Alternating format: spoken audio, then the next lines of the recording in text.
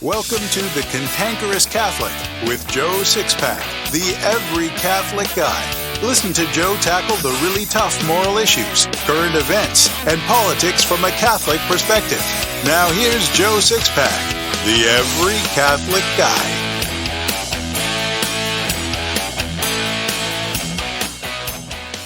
Hello, Sixpackers, and welcome to The Cantankerous Catholic, episode 25. Folks who listen to this podcast, attend my webinars, and read my books and Sunday bulletin inserts know I'm a convert to the Catholic Church. Lately, I've been asked a lot about my conversion story. I try to avoid that topic because, well, frankly, a lot of people won't believe it. However, I know people like reading and hearing conversion stories. Mine's not very long, so I thought I'd tell you about it in this episode. You may end up telling me I'm nuts or a liar, but I'm going to give it a shot anyway. We'll begin right after this. Learn things about the Catholic faith you never knew in Joe Sixpack's Secrets of the Catholic Faith. There are many essentials to our holy and ancient faith that few modern Catholics know. Those essentials have become, well, secrets, hence the title Secrets of the Catholic Faith. Joe Sixpack, the every Catholic guy, is always exciting, never boring, and completely politically incorrect. He never shies away from the so-called untouchable moral issues. With his use of humor and directness, readers and students can never get enough of what he teaches. According to Joe, there isn't one single teaching of the Catholic Church that can't be completely demonstrated to an inquiring mind. Everything can be demonstrated. But the Catholic laity aren't being taught these things. They're being fed pablum when they need and want meat. Secrets of the Catholic Faith is actually exciting, and it will make any Catholic's chest swell with pride. So get your copy of Secrets of the Catholic Faith by Joe Sixpack, the every Catholic guy, today in print or ebook on Amazon, Apple Books, Barnes & Noble, and Kobo. I came from a vehemently anti-Catholic background because my dad was a third-generation Freemason. I became a fourth-generation Mason myself, but my journey to Catholicism actually began years before I became a Mason. When I was a kid living in the St. Louis area, my dad and his best friend became Masons together. Dad's best friend was a Catholic, so he had no business becoming a Mason, but I didn't know that then. Yet it was he who started me on the journey to the church. Sort of.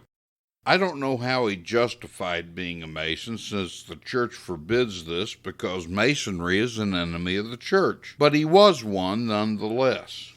For this discussion, let's just call my dad's friend Tom. Around 1969 or 70, Tom got some form of cancer. He died in the hospital. At the funeral, my father cried as he placed his hand on the casket. It was one of only 2 times I'd ever seen my father cry. A few years after Tom died, we moved to the small rural town in southeast Missouri where my parents grew up. I'd been used to city noise all the time, so the quiet at night made it hard for me to go to sleep. To compensate, I'd put on my headphones and listen to music when I went to bed so I could fall asleep. One spring night, I recalled opening the window to let the fresh air in when I went to bed. I got dressed for bed, turned out the light, put on my headphones, and turned in. Sometime during the night, I woke up because the light in my room came on. I opened my eyes and saw Tom standing by my bedroom door. I was neither afraid nor concerned. It seemed natural to me for some reason. I said, "What do you want, Tom?" Tom never said a word. I just got the impression he wanted me to follow him. I recall putting on my pants, but the next thing I remember is standing on the abandoned street in front of our house. I was facing west, and Tom was facing me about 20 to 30 feet away. He still never spoke a word, but motioned for me to follow him. Tom began to move down the street backward while facing me, but I don't recall seeing his feet move. He maintained the distance he was from me until we got to where we were going. About a block and a half away was a Catholic church, the only one in the county. Tom stopped in front of the church. When I'd almost caught up to him, Tom began to ascend the first of 2 tiers of stairs to the front door. He ascended backward, never turning away from me and never moving his feet.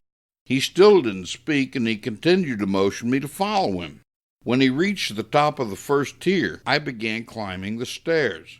As I began to climb, Tom began his ascent up the second tier. When I began the second tier, the doors of the church behind Tom began to open. The inside of the church was dark. Tom began to back into the darkness, motioning me to follow him as he entered the church. As he disappeared into the darkness, all I could see in that darkness was a red light. I didn't know then that the red light was the sanctuary lamp. All I knew was that I was following a dead man into an evil Catholic church. As that realization struck me, I turned and began to run back toward home. I don't recall getting home. The next thing I recall was realizing I was sitting on my bed, out of breath, and fully clothed.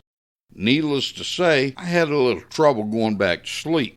My father was in the city on business, so it was just my mom, my sister, and me.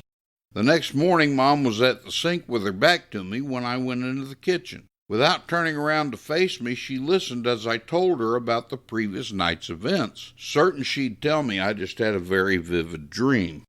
Well, that's not what happened at all. When I'd finished telling her my story, Mom turned around to look at me and never said a word. She looked at me with astonishment and a look that said she knew something. To this day, nothing has ever been said about that. I suppose I couldn't shake the idea that the Tom event was sort of religious, because a few months later I had a religious conversion. I'd been a guest of a friend at his Southern Baptist church one Sunday night. The pastor was a good preacher, really good.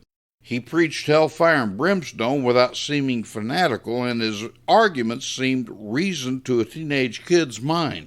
So that night I made my first move to become a Christian at the altar call. Before the summer was over, I'd decided I wanted to be a Southern Baptist minister. The pastor became my mentor, and I did everything he said for me to do.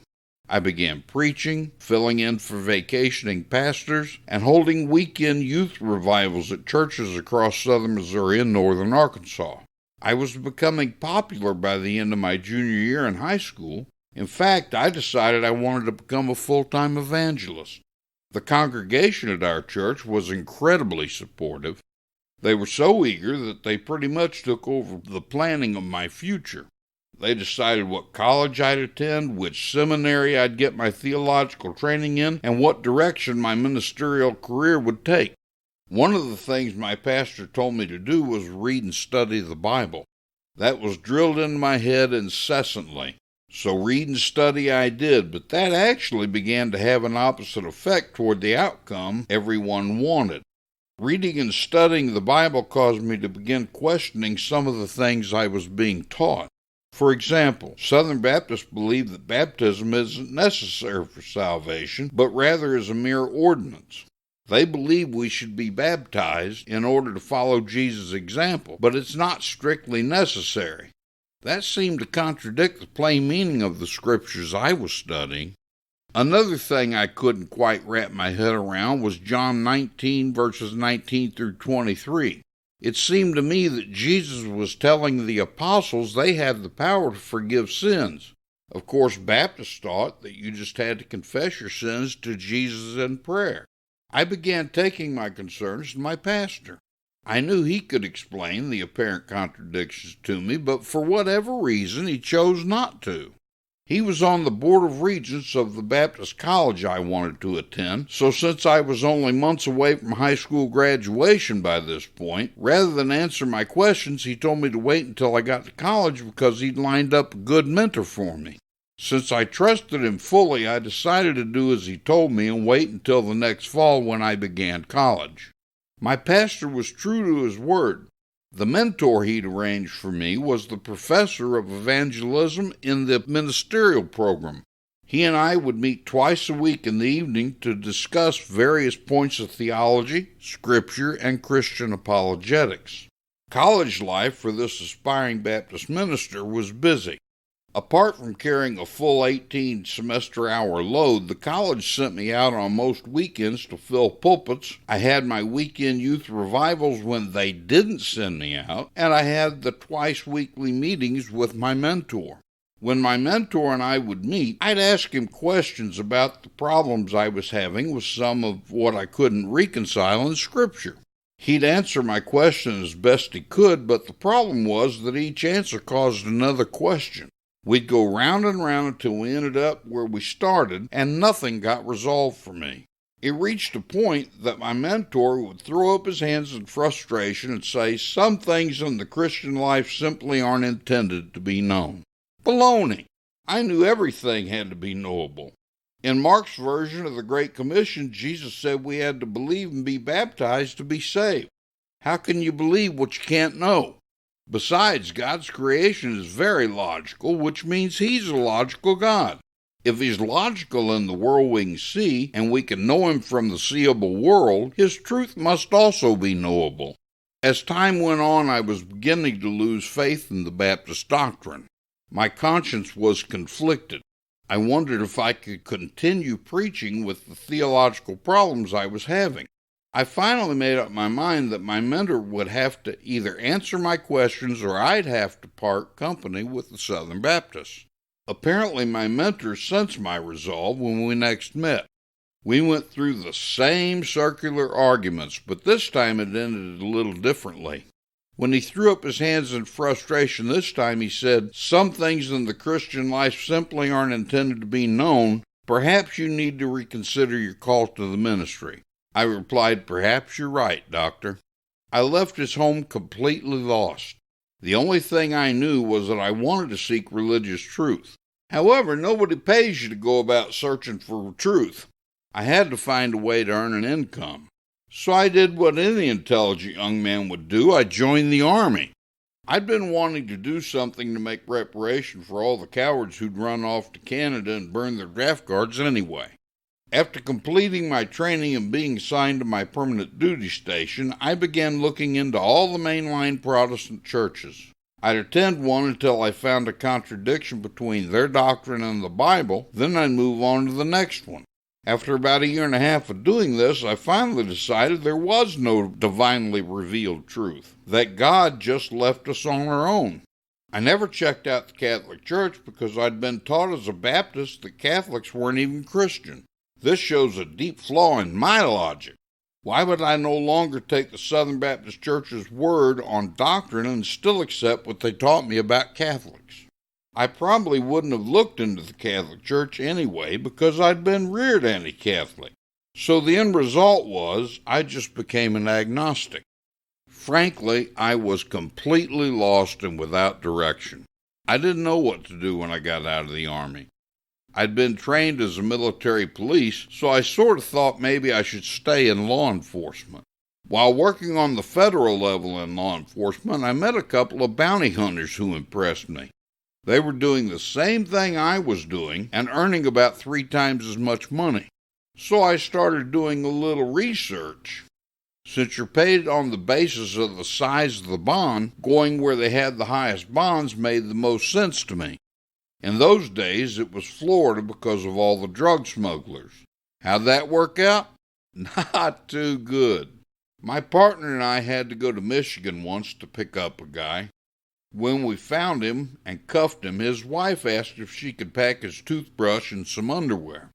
To avoid boring you with the details as to why, we were having to drive him back to Florida instead of fly him, so we told her she could. While my partner stayed with our bounty, I went with her to keep an eye on what she was packing. She was a tiny, scared little girl, about 18 years old, so I wasn't paying real close attention to her. I should have been. She reached into the chest of drawers and started putting things in a paper bag. Suddenly, she came out of the drawer with a pistol and stuck it right in my face. Before I had time to react, she pulled the trigger. Thanks be to God, the revolver didn't fire. Without thinking, I punched her right in the face.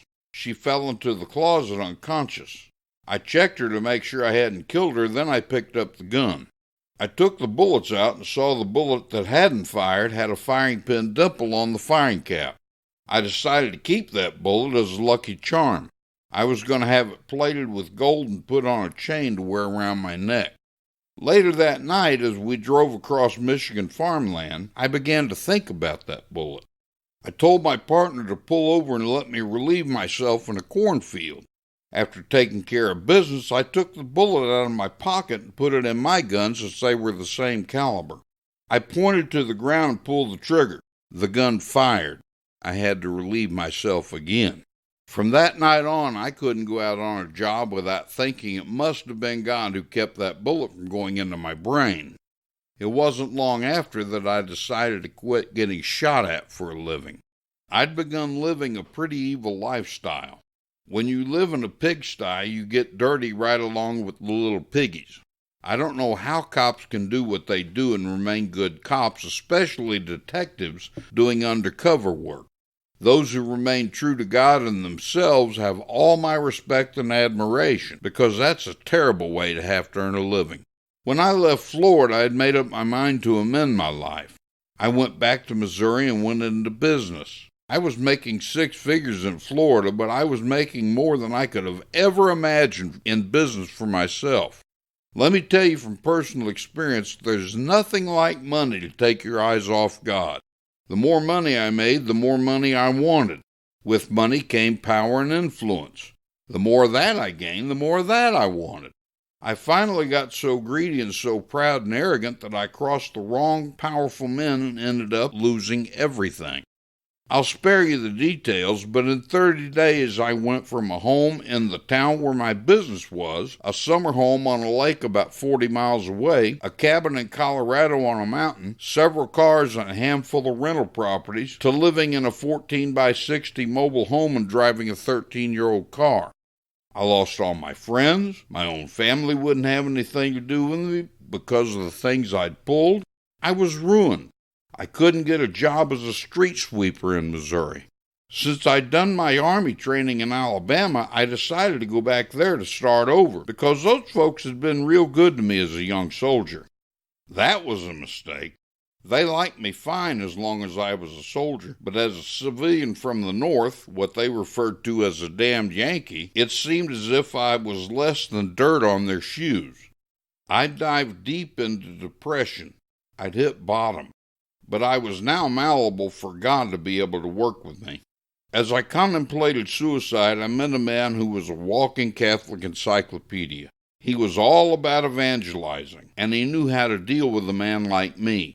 It seems God used this man to reach men like me who were at the end of their ropes. He somehow managed to engage and interest me. I sensed that he not only knew how to answer all my theological questions of the past, but more importantly at the moment, that he knew how to give me enough hope to save me from myself. Before moving on, let me make a comment about suicide. I've always maintained that suicide is a coward's way out. Yet I was considering suicide myself. I'd become the very sort of coward I'd always personally loathed. Having been there, I can understand how a man can descend to that depth. I can also say that the hardships I've faced since becoming a Catholic have been many more times difficult and devastating than those leading me to the point of suicide. But I've never considered suicide as a Catholic. In fact, I don't recall a single time in the last 30 years when I've been depressed. I'm excited about life. I actually look forward to getting out of bed every single morning. I'm in a wheelchair. I can only use one hand. I've lost my son. A thief stole all our life savings, and we live on a meager $1,900 a month. This is just what's happened in the last few years, but I still find life exciting. Lived Catholicism, the fullness of the faith without any watered-down milquetoast peddled by most Catholics of authority, is the most exciting lived experience I can imagine. It's certainly the most exciting thing I've ever done. It's more exciting than hunting bounty, building a successful business, and traveling the world. I can't even imagine life any other way than as a Catholic. Anyway, back to the man who God sent to reach me. It was a good thing he was a walking Catholic encyclopedia, because I'd suffered so badly trying to discover divinely revealed truth that nothing except absolute proof of the doctrines and dogmas of Catholicism would satisfy me. And give proof is exactly what he did.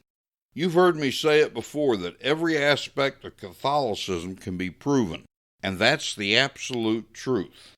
Protestant arguments almost always rely on false logic, subjective opinion, and emotion. It was so refreshing to have this man answer my questions with proof, but to have so many other things proven to me besides. Ask Protestants to prove God exists, and what you hear are a lot of meaningless, high-sounding platitudes or an admission they can't prove his existence. What sort of sense does it make believing in a being you can't definitively prove exists? The Catholic Church can prove God exists, though. Ask Protestants to prove the Bible is inspired, and what you'll hear are a lot of passages of Scripture quoted and some subjective feelings about inspiration of Scripture. The Catholic Church can prove the Bible's inspired, though. There isn't one single teaching of the Catholic Church that can't be proven. You heard me mention a few moments ago that Catholics speaking with authority peddle milquetoast. I actually read a theologian recently who said that many things that the church teaches can't be proven. I'm living proof that he's wrong, because if everything couldn't be proven, I'd be a dead agnostic right now rather than a happy and thankful Catholic. I made the objective decision to become a Catholic when, after proving to me that Jesus was God, my friend proved to me that Jesus established the Catholic Church. Because I'd been reared to believe the church was evil, that was a difficult decision to make. But it made sense to become a member of Jesus' church or more greatly risk eternity in hell. I made the emotional decision to become a Catholic after my friend proved the real presence of Christ in the Holy Eucharist.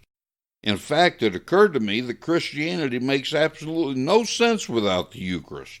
With the exception of a few Protestant denominations who claim belief in the Eucharist, we're the only Christian religion who actually has it. That it can be proven the Catholic Church and no other was established by Jesus is real. The Church can prove the existence of purgatory, the Immaculate Conception, auricular confession, and everything else she teaches. Yes, everything the Church teaches can be proven.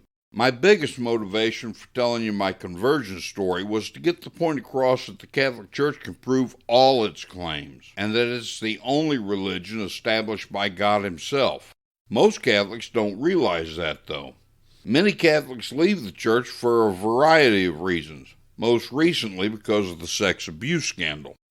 They leave and risk hell because they don't know that the Catholic Church is the one and only religion established by God Himself.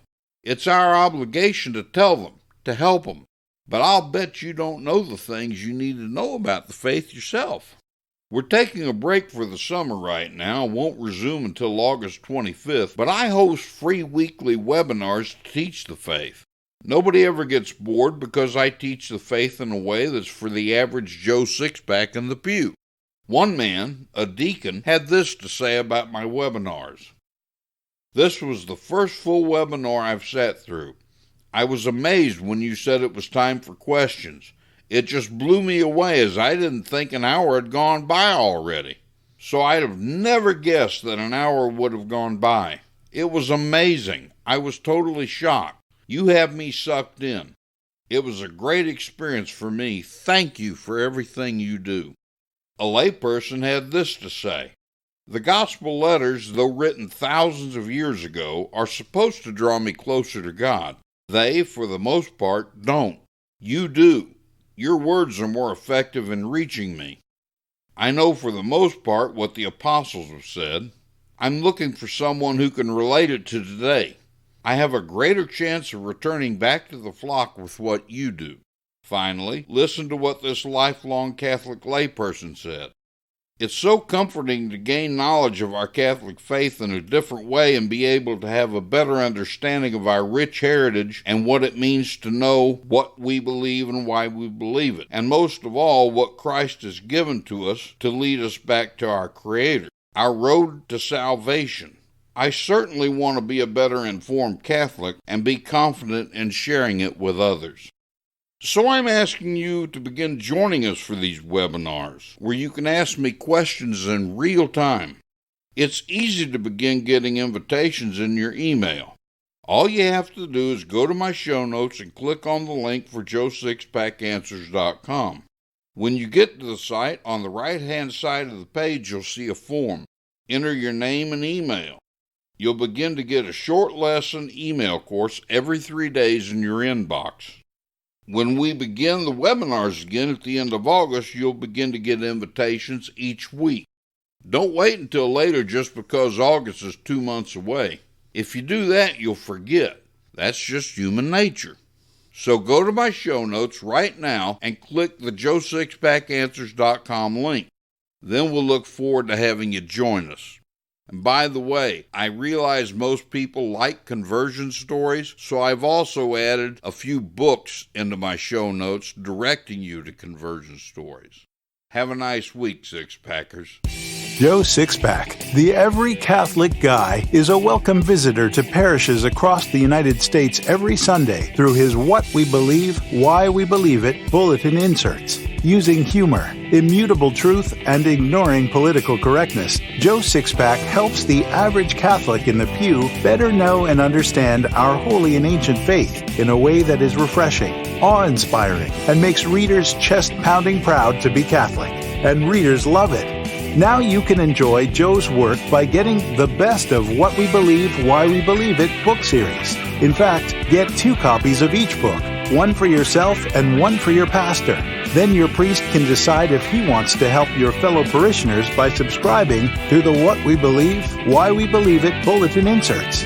Get your copy of The Best of What We Believe, Why We Believe It by Joe Sixpack, the Every Catholic Guy, today in print or ebook on Amazon, Apple Books, Barnes & Noble, and Kobo.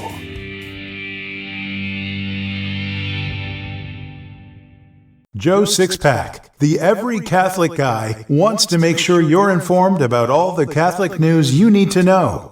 Here's Joe Sixpack's top 5 Catholic news picks for this episode.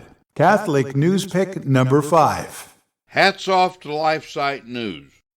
When Rhode Island Bishop Thomas Tobin tweeted a simple warning to his diocese cautioning against participation in LGBT pride events during so-called Pride Month, an international backlash quickly erupted.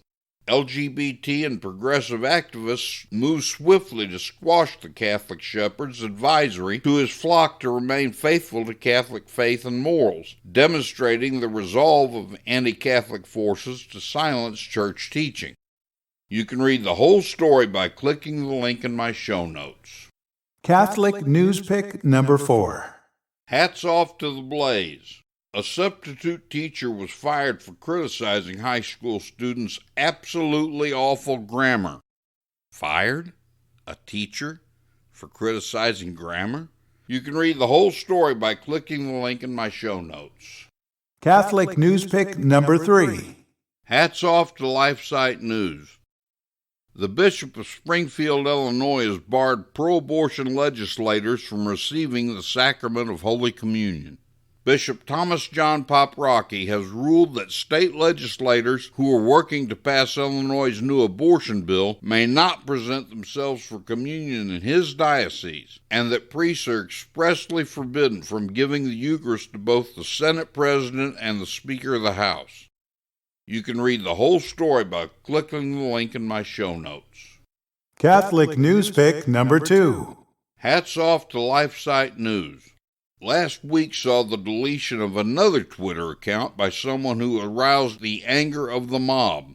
Father Kevin Cusick deleted his account when, after tweeting about the importance of modest attire in the church, he was overwhelmed by angry responses. Actually, angry was not the right word. It was deranged. You can read the whole story by clicking the link in my show notes. Catholic news pick number 1. Hats off to LifeSite News. All but 5 of the 39 Little Sisters of Mary, Mother of the Redeemer, a conservative French religious order, have been relieved of their vows by the Vatican after refusing to submit to a group of Vatican-appointed commissioners led by a habitless liberal nun who wanted to impose modern orientations on the group. You can read the whole story by clicking the link in my show notes. I believe a really great way to teach the faith is through stories, parables, and anecdotes. So here's today's story. High up in the Rocky Mountains lived a small boy named Eddie and his mother. After Eddie had been severely punished one day, he ran to the edge of a cliff and, to show how angry he was with his mother, shouted, "I hate you, I hate you." From across the valley came the echo, "I hate you, I hate you." The echo surprised and frightened Eddie. He ran back to his mother and said, sobbing, "Who is that bad man over there who shouted, 'I hate you, I hate you'?" Taking Eddie by the hand, she led him back to the edge of the cliff. "Now, Eddie," she said, "call out, 'I love you, I love you.'" Eddie did as he was told and heard clearly the pleasant echo that came repeating his words. Eddie was surprised and forgot all about hating his mother. She took him into her arms and said, "Eddie, this echo is like a law in life. You get what you give. If you hate people, you'll be hated. If you love people, you'll be loved. Cast your bread upon the waters, for you will find it after many days," is a wise saying from the Old Testament. If you're kind to people, you'll find that they'll be kind to you in return. If you hate them, you'll receive your punishment by being hated. St. John says that if anyone says he loves God and hates his neighbor, he's a liar. If you really want to love God, you have to love your neighbor. Hey, Six-Packers, that's all for this episode. I've enjoyed having you with me. Don't forget to like me on Facebook and follow me on Twitter. The links are in my show notes. Also, remember to visit joesixpackanswers.com to sign up for my free email course. Each short lesson arrives in your inbox every 3 days. We also have the Cantankerous Catholic social media group you can join to discuss anything about Catholicism, our country, or anything else on your mind. I visit the page every day. The link's also in my show notes. There are lots of other neat things of interest in my show notes, too. You can find them at cantankerouscatholic.com. And remember to live by the Joe Sixpack battle cry. Comfort and conviction don't live on the same block. This has been The Cantankerous Catholic with Joe Sixpack, the Every Catholic Guy. Thanks for subscribing, and be sure to visit cantankerouscatholic.com to get your free copy of Joe's popular book, The Best of What We Believe, Why We Believe It.